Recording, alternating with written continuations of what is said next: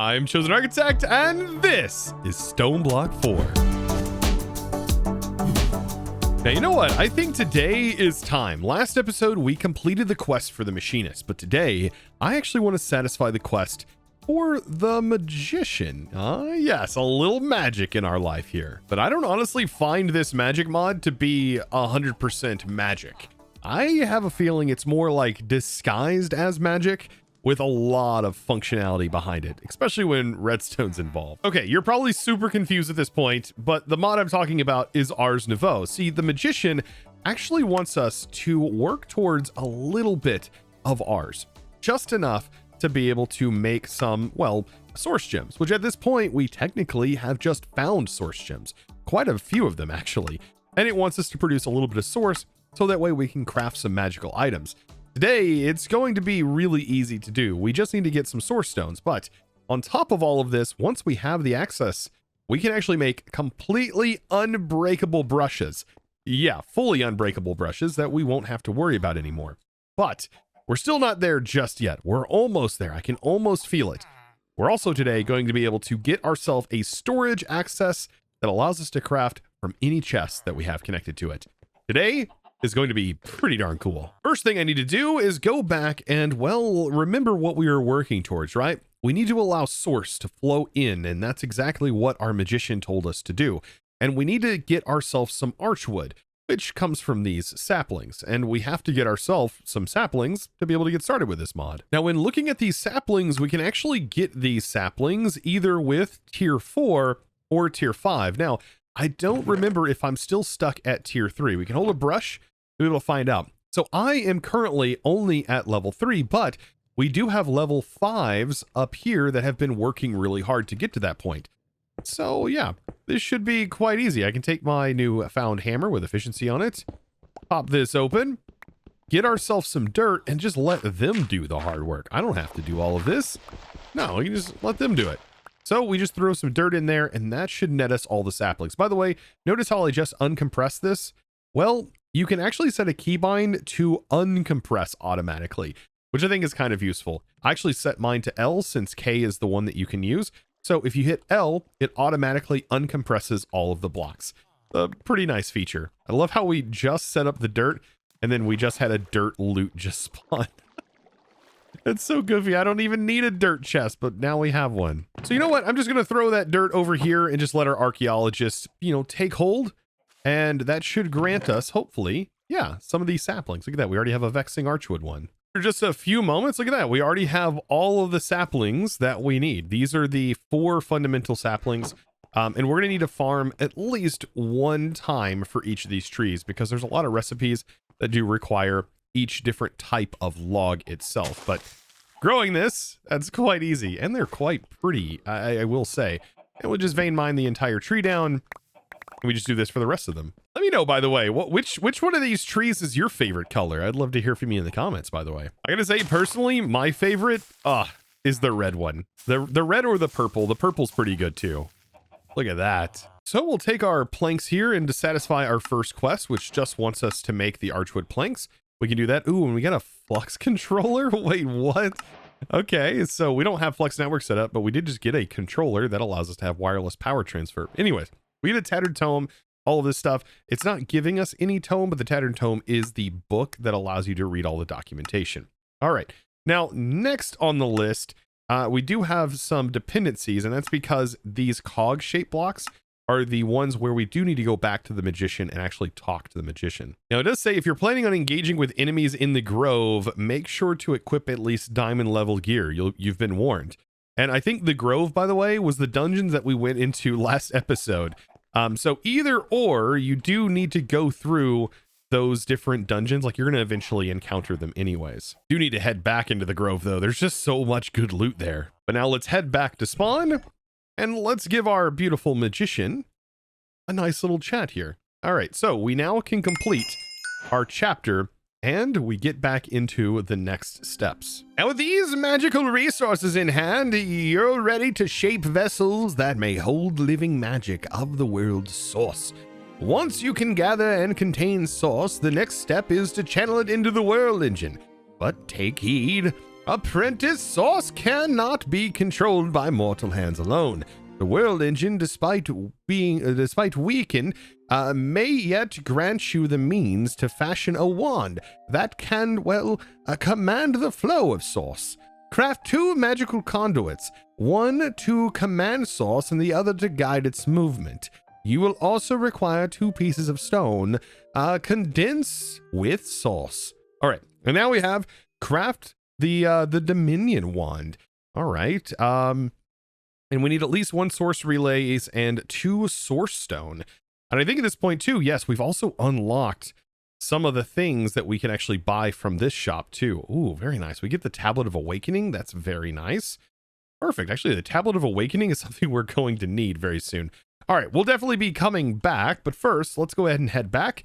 And it did say we need to go to the world engine to be able to craft ourselves a Dominion wand, but we also need source and the ability to produce source via source links. Now, as far as source links go, I mean, I think one of the best ones we can make currently is going to be a source link that uses a burnable fuel. Now, we are going to need source jars in order to send source to somewhere. And so a source jar is that place. But I think a volcanic source link is going to be like the best source link that we can get set up. Now, the cool part is getting source gems. Well, we don't even have to really make a whole lot of them because I did loot a few. But to make them, it just requires a little bit of gold and some lapis and, well, some time. And I think this is where I'm going to open up another side chamber. So we have this side chamber here where we've done a little bit of tech, this one for our actual smeltery. And I think this one over here will be a good place to house a little bit of ours. This opened up and a little bit of archwood planks on the floor for reasons I'll get into in a minute. Let's just go ahead and set this up so that way we can make these automatically. So now that we have some source gems and they actually give it to us right off the bat, I mean, it makes it as easy as us placing a hopper down, and I think it even gives us some hoppers in the quest. You can place this and then another hopper on top. Makes it really easy to just like automate these. Before we get into any other mods, right, that has pipe and things like that. But we can take the source gems, throw them onto the bottom, and I love how we have just enough to do this, completely locking that bottom hopper so it'll only pull in source gems when they're done. And then we can take lapis, any amount of lapis, throw that into the top, and these are just going to passively generate source gems for us. Now, these do generate source gems a whole lot faster whenever we're actually producing source, but that'll be momentarily because we do need more source gems for this to work. Alternatively, instead of using all of your source gems, you could lock the hopper with something else. For example, you could just use these. And that also locks the hopper, so you don't need 5 of them in order to get started. Now back to generating source, I want to make a volcanic source link. Beautiful. And then with this, we also want ourselves a single arcane pedestal, which we are going to need some of that source stone. Look at that, we've already created the source stone, but I do want to convert this into an arcane pedestal. That way we can start generating some source, which is definitely going to be needed and actually required towards the end game here. So let's see, pedestal, that's a brazier. There we go. And we'll set this up just like this. I can place this right here. And the reason why I want to keep this on something that's not stone is because it will eventually convert stone in an area around it. I think within the 3x3 here, it can actually convert this stone into lava. And I don't exactly want that happening. So that's why I've replaced the floor here with these blocks. Now, to set this up and to really automate it, we can just use a regular pedestal next to it, and then we can place some source jars around this. So we can place a source jar here, here, and here. And then what I want this to do is consume the fuel that is going inside this hopper. And so we can send coal to it. If you want like a little boost, you can also use the logs from ours, specifically the blazing archwood, gives you a little bit of a bonus. In our case, we can use coal or charcoal. Either of those are also going to work. And that's just going to produce a little bit as we go. You can also use lava buckets. We do have infinite lava, and one lava bucket does produce quite a bit. But look at that. Already we have 3% of this source jar filled. And a lot of these crafts don't even use a whole lot of source. So yeah, I mean, we're about to generate quite a bit of it. So let's go ahead and complete these quests here. Look at that.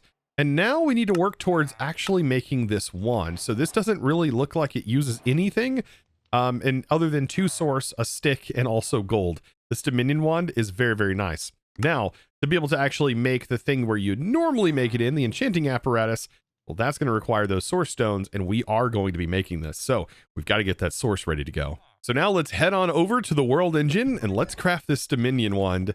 This is going to be super important. It's just a stick, gold, and 2 of those bad boys. And we're running another Dominion craft. Oh my goodness. This is such a cool like crafting interface. But there we go. Dominion wand, good. And that right there grants us another chance at a crazy reward. Fingers crossed we get something good. We got a portal gun. You know what? I am not going to complain about a portal gun. We have power, and that allows us to set teleportation locations. Kind of cool. Allows us to traverse back and forth. Like while we're in a dungeon, we could set a portal to one position back at our base, use that gun out there, travel back to our base to unload goods, and continue looting after going back. And we can charge this up, I believe, by putting it inside here. Oh, actually, it's already got a full charge. So yeah, we click here, and then we left click and right click, just like in regular portal. And then we walk through this portal. We come out the other side. And I forget, shift right click clears both of them. That's so useful. So useful. Look at this. You just keep walking back and forth. That's not trippy at all. Like I said, if you want to charge anything, the energy cube is super nice because you can just put it inside of here to charge it up for now until we get some player charging. But anyways, now that we've done this, we can speak with the Echo of the Magician, and says, once you've acquired the ability to produce source, you can return to the Magician for the world engine. Perfect. So it's time for us to head back into spawn for right now and head to our Magician and give our Magician a little bit of a chat here after we complete this. Remember this, apprentice, the path of the Magician is endless, and its mysteries ever unfold for those attentive to its call. My teachings halt for now, though my wares remain available. All right, the WARK system will be updated with more knowledge soon. Very nice, and all things are available.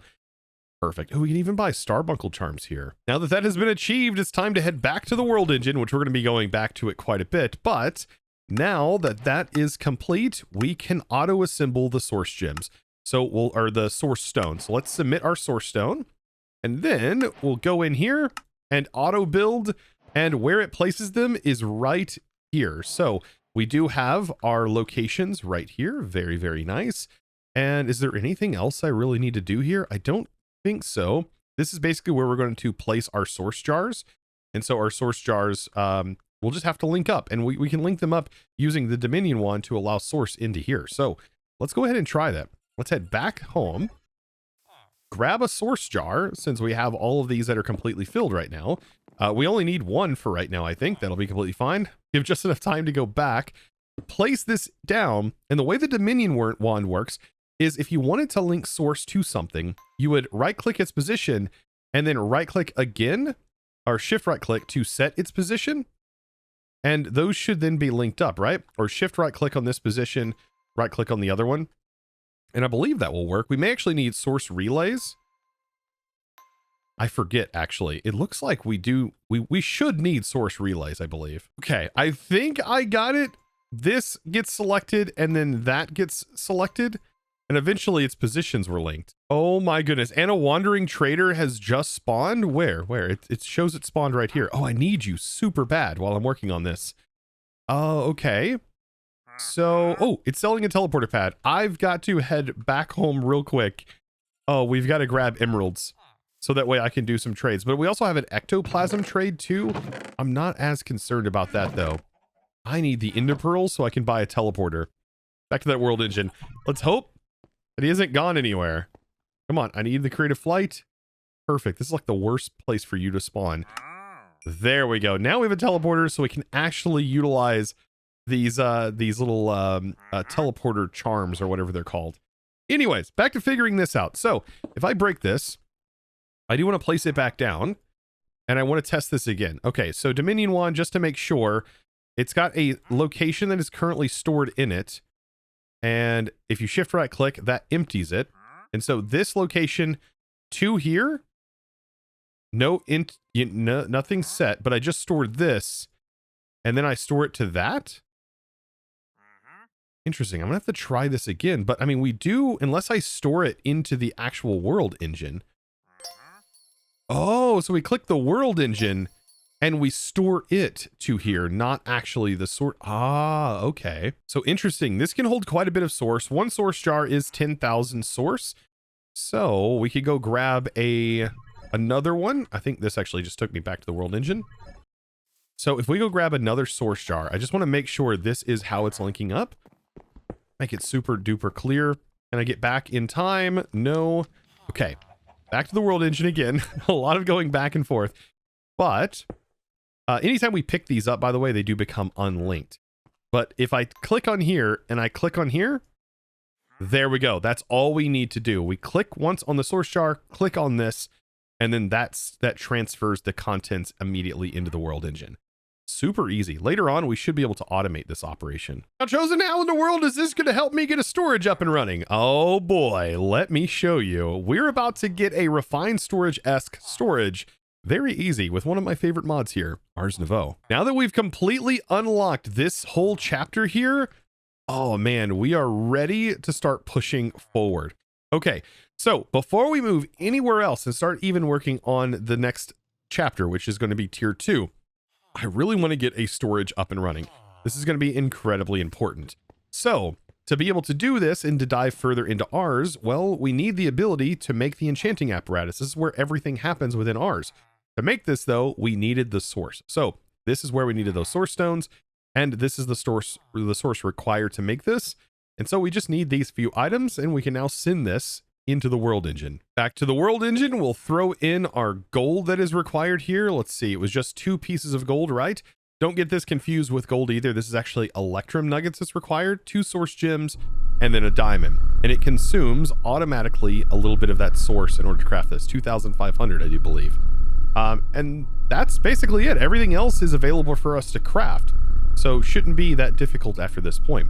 We've just got to get this basic component made that was basically gated. But now we're ready to start cooking. So here we go. Now, the hardest thing to make, in my opinion, are the pedestals, but we're only going to need like 32 pedestals, I think, to get started.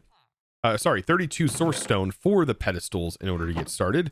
And so we throw these things together. We need 8 individual pedestals, just like that.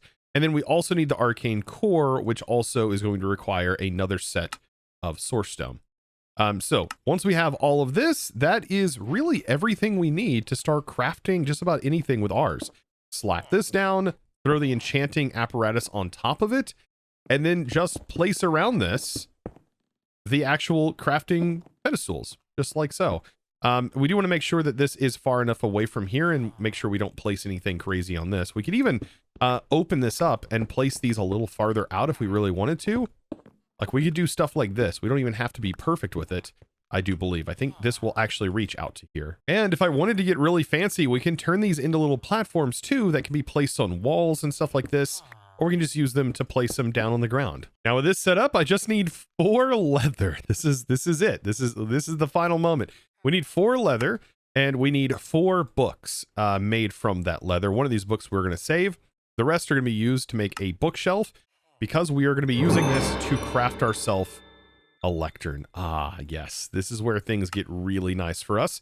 A storage interface, I think, is going to be really helpful, especially since we don't really get any other good options until our next chapter, which we would have to dive significantly into before we can fully get a AE system up and running. So I think this is going to help us for quite a while until we can really transition into AE fully. But book and quill. So we got to get black dye. Now the black dye, let's see. I think we can use charcoal or even coal potentially on the cutting board. And if we smash this down with a hammer, we do get some black dye. So that actually makes that kind of easy. And I'm so ready to not need to go back and forth into all of my chests to be able to find things like feathers, for example. No longer do I have to worry about sorting my inventories. All of our problems are about to be solved. So nice. So now we have a lectern, and we also have a book and quill. We're going to use the book and quill in a minute, but the lectern we can actually go ahead and use right now. A lectern with 4 chests allows us to craft a storage lectern from Ars. A fantastic item, by the way.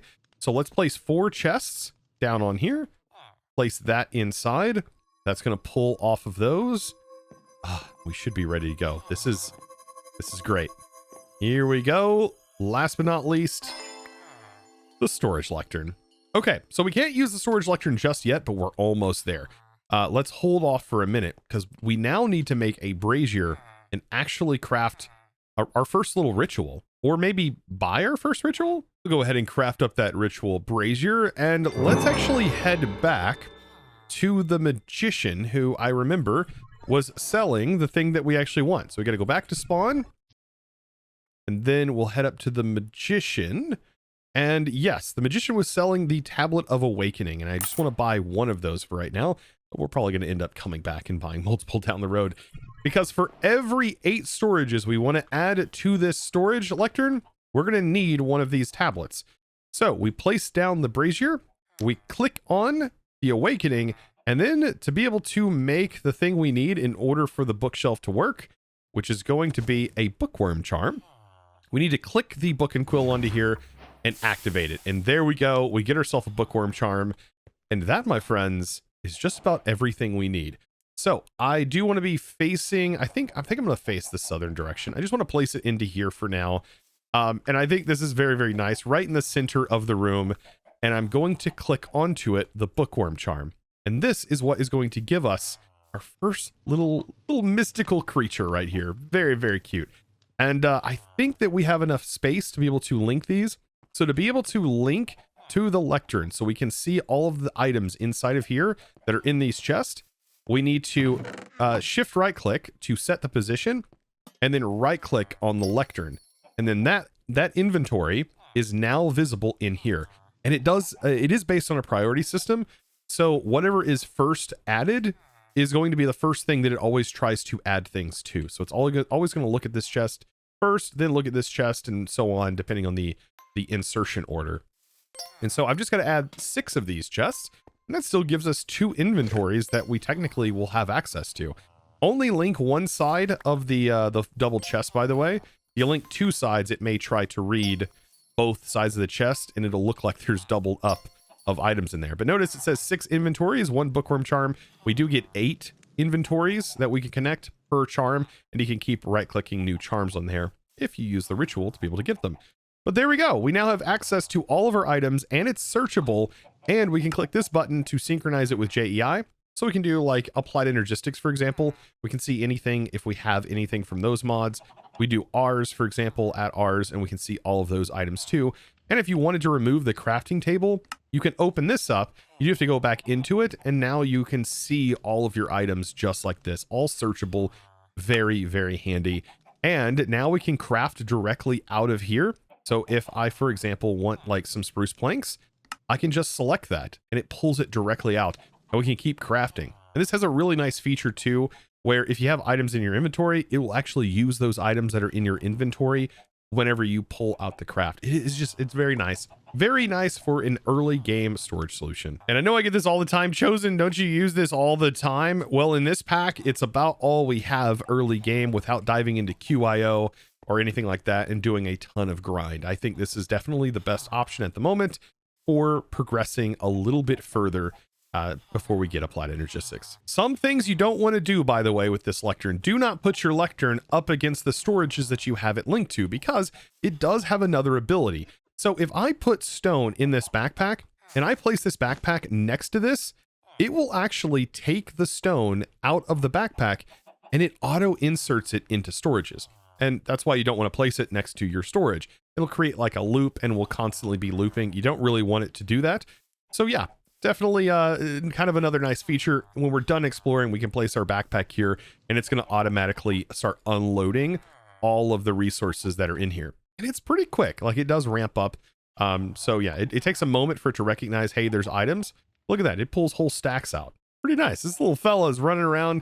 I'm really putting all of these creatures to work here. Some other cool things that you can do is you can dye these little fellas. Look at that. There's several colors I think you can do. I don't know if all the colors work, but yeah, you can definitely do red and blue, and there's a few others that the book actually tells you about. Now, if you ever want to reset all of your inventories, you can just literally take this guy out and all inventories will be reset and you'll get your token back. That way you can reset all of your inventories. That if you move or want to move this around or what have you. That, my friends, is an easy way now for us to simply dump items directly into our storages And all we have to worry about now is just simply upgrading our storages and making sure we have space for things. Now back to this area, if we throw this in, this crystal in, I had it set to the north side.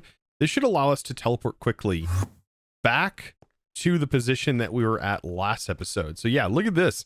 So we can just teleport directly back.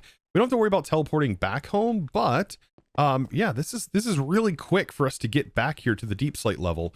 And I think there's one for like the nether level as well. Like there's so many options here. This is great. And then to, of course, teleport back home. We can just literally go back home. Oh, that's fantastic. This other teleporter, by the way, I think I'm going to use this for the nether level once we are able to get one. And I got this, by the way, from the quest. The quest actually just gave me another one. Now with the lectern, I can focus a bit more on actual base building. Oh, man. So I can focus a whole lot more on getting the base sort of worked out. And I actually want to start getting these upper layers.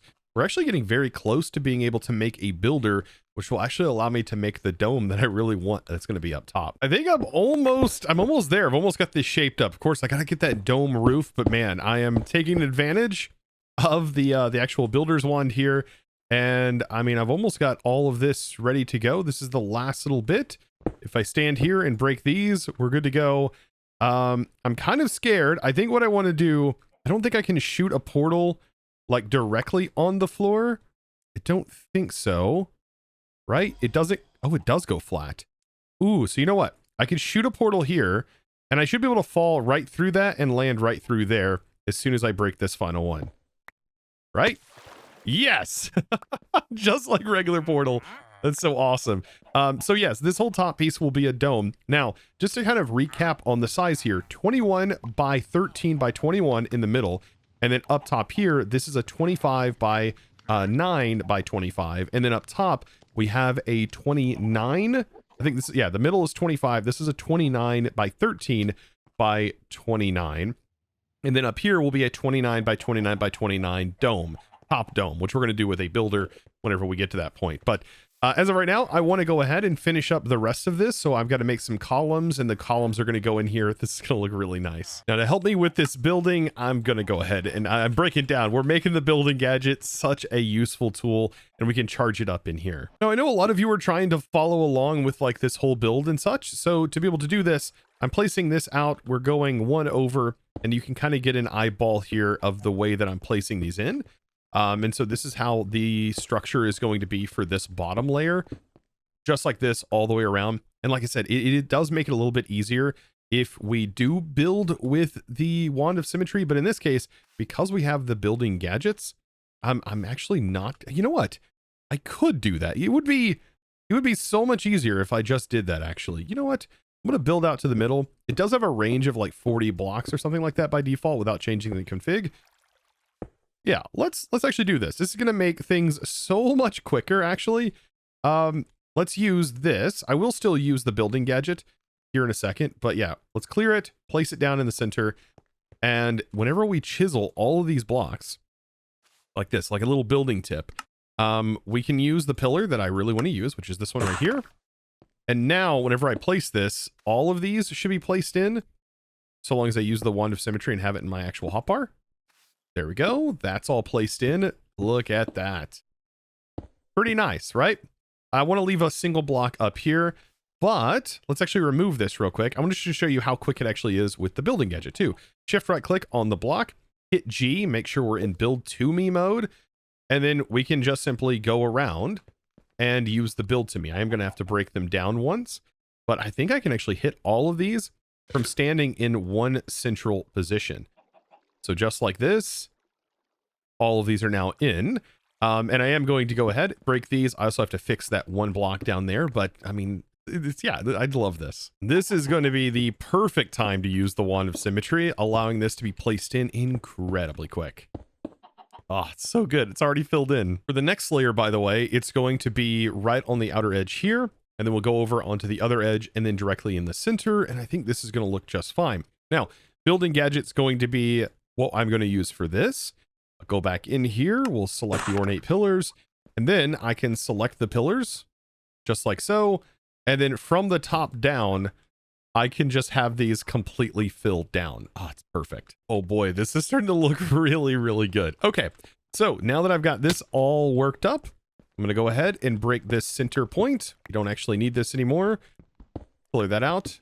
Vein mine. Ah, glorious. So now that I feel much more comfortable, I think we could head back all the way back to spawn. And I think we need to talk with our Echo of Guidance yet again. Okay, so we've completed the main section, but now it starts to talk a little bit about moving forward. Beautiful. And our guidance now says your world engine can now support tier 2 upgrades. The WERK will now reboot 3 additional archives, and we now have access to the Echo of the Fabricator, Overseer of Thermodynamics and Mechanical Processes. Then we have the Echo of the Enchanter, governs magical infusions and item enchantments. Ooh, very nice. All right, and then we have the Echo of the Wayfinder, specializes in transportation and items discovered through exploration. Very nice. Task: return once you have completed 2 tier 2 world engine upgrades. Very nice. So now we have some new people to go find. And we have now unlocked some more things. For example, the Nether Ring Ender Shard. I'm definitely going to buy those. That gives us direct access. We also have random sophisticated chest add-ons and random backpack add-ons. Very nice. So now let's make our way up here, and we can also fly through the spawn area. So I'm actually going to fly up through here. And we are looking for like the Fabricator. So there's the Quartermaster. Let's see. Let's go around this path. We have the Catalyst. That's not one we're looking for. The Infernal. Okay. Maybe not on this side. So maybe on this side. And of course, we could just get an exact location. It does tell us. There is the Wormrite. I think I said that wrong. I completely said that wrong. Maybe it's on the other side. Ah, here we go. So the Fabricator, the Wayfinder, and we have the Enchanter off in the distance here. All right, let's talk to the Fabricator first, who should be lingering down here. All right, what does this guy have to offer? Let's see. And I can't wait to hear what his voice sounds like. Oh, looky there. Auratech. Very, very nice. Man, Auratech just has such a good look to it. Oh, and I love these things. Like the way they look at you. Oh, I love that so much. Anyways, this is the Echo of the Fabricator. Take a look at his wares here. Very nice. Ooh, a smithing template. Oh, like pre-done. Oh, hostile neural networks. Yeah, they're already in basic tier. Ooh, sells precision mechanisms. That's pretty fancy. And also sends advanced electric components. That's like kind of a pretty big progression skip into immersive engineering. Also, Infinity Cobblestone sells. Only 35 bucks. That's super cheap. Okay, so we have all of this fun stuff. Let's actually listen to the lore. Would you look at that? A new face. You might have already met my younger brother, the Machinist. A real genius, that one. That's not his real name, of course, but you didn't come here for family stories, did you? I assume you're after the world engine upgrade. Figures. Alright, my upgrade isn't anything spectacular. I'll be showing you how to work with thermodynamics so you can send heat into the world engine. Not as impressive as that other Echo offer, but that's what I've got. To start, a superheating element will give you a good foundation for the resistive heater. There are other options out there if you're clever enough to figure them out, but this will work to start things off. You'll also need to craft some thermodynamic conductors. They're basically just well-insulated pipes, nothing out of this world. And so our task is to craft a resistive heater. Like that seems pretty straightforward to do. And whenever we do that, we will unlock, I believe, most of these things. Very nice. So on to our next Echo. Ah, yes, the Archive of the Wayfinder. Let's see what the Wayfinder has to say. Oh, okay. We've got, ooh. Okay, this is very interesting. I like what's going on here. Tempad, some glass. Ooh, we can actually see outside, so there must be some R stuff going on behind this or something like that. Very interesting. Okay. Let's see what you're selling. Ooh, we can buy mob swabs. These are the only way we can get mob swabs, by the way. All kinds of stuff. Ooh, we do have a few of the gateways to eternity. We also can get echo shards. Very nice. Otherworld saplings. All right. Wow, a rainbow oak sapling. Those are pretty. And elytra. Look at that. Also nautilus shells. So there's a lot of good stuff definitely from this guy. Gateway pearls, Enderman.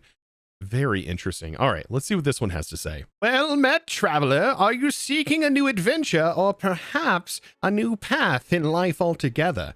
While I cannot promise you the latter, I can point you towards a certain vault that may satisfy your adventurous spirit. Most of your journeys so far have relied on ordinary travel mediums, such as walking or running. Effective, yes, but hardly efficient. Hidden deep within the Deepslate lies the vault, rumored to contain technology capable of transcending your very atoms from one place to another in the blink of an eye. Such a discovery would be invaluable to us. Yes, what's in it for you? Well, maybe the Chronotron stars are supposedly safeguarded by a powerful being within the vault, and these are essential for upgrading your world engine.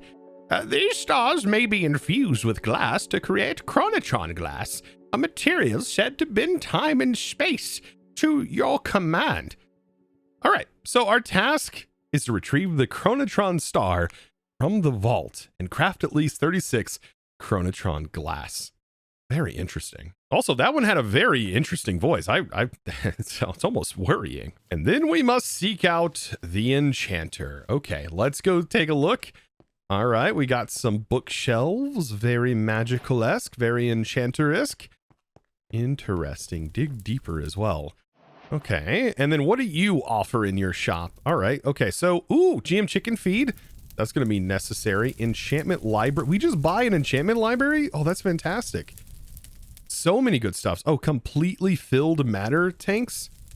Oh, that's nice for replication. Okay, and like just regular codexes for ours. All right, this is going to be one I really like, I think. Do you too seek the power of the deep? It has been many eons since the first wove the theory of the enchantments, and art still practiced to this day. And now, it seems you are next in line to walk this path.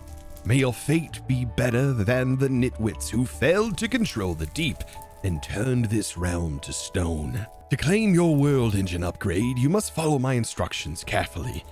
Lest the deep consume you, being by delving into the depths of the world where the dark and ancient power lingers within its lair, you may uncover echo shards that carry the essence of the deep. But alternatively, you may encounter a certain explorer who has returned with echo shards of his own. Completing the Wayfinder's task should persuade him to trade some, if you, like many others, prefer to avoid the dangers of the deep. And so our task is to acquire echo shards. That sounds easy enough.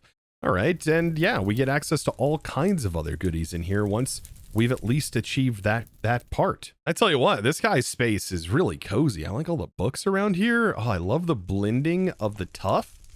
That's gorgeous. So with that, we are now tasked with 3 more things that we have to work towards in the next few episodes. I think this is going to be kind of fun. There's a lot of new things for us to adventure into and to take part in. And we've now unlocked this whole section here. And we get an unearthed level. So now we're unearthed level 4, which should allow us to harvest just about anything, including we should be able to now brush Netherack, which is very, very nice. The fabricator. We now have the quest here, and all of our main quests are located right here. So we should unlock things from the shop once we get to a Warden's Cove. I mean, we're about to unlock nether-related goods.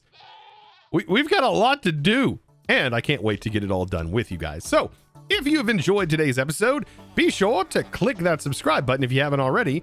And well, give this video, guys, a huge thumbs up.